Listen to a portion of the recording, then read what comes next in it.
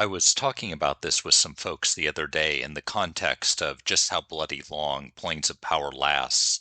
But have you seen the full Teak unlock schedule? Here it is posted on ZAM, where it hits Lorien's song in the summer of 2029.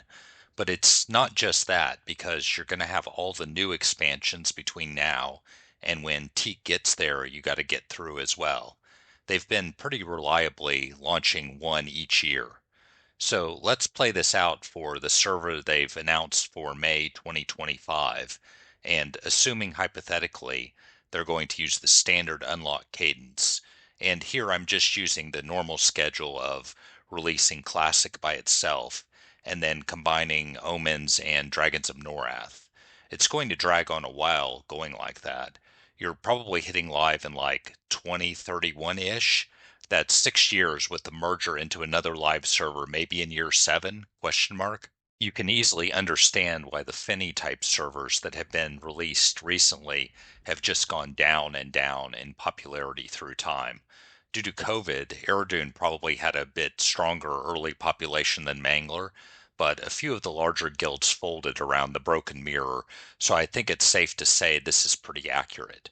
Maybe it was a reasonable ask when Phinny came out and it was like 4 years to hit live, but it's just an absurd commitment now to try to take a server to live with any kind of active population on it.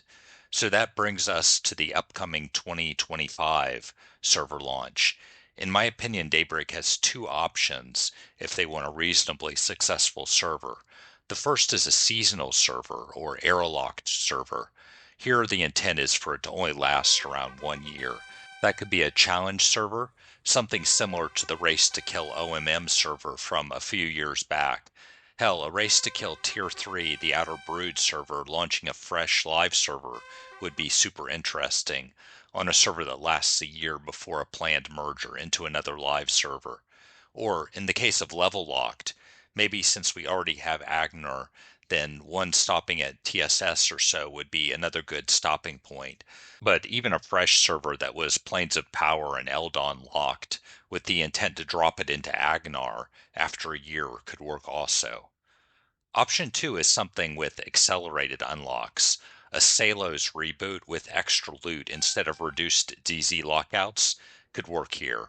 Or even a bit slower with Vanity's unlock schedule that pushed to the Outer Brood in about 2.5 years would be reasonable. I feel like the Vanity cadence was about perfect for a server with the intent to actually push people to live and get them playing the modern version of your game. So there's definitely a lot of options for the exact rules within those concepts, and I think a lot of things could work. But the one thing, though, that won't is pushing forward with the standard now 7 year commitment servers.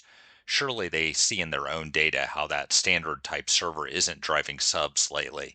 Mischief and Teak managed to do pretty well, but that's more due to free trade being really popular, and even Teak is seeing a big drop lately. I saw Chill Mode just disbanded this last week. RIP. Usually they announce the type of new server in the producer's letter that's released late March or early April. So until then, good luck out there, everyone.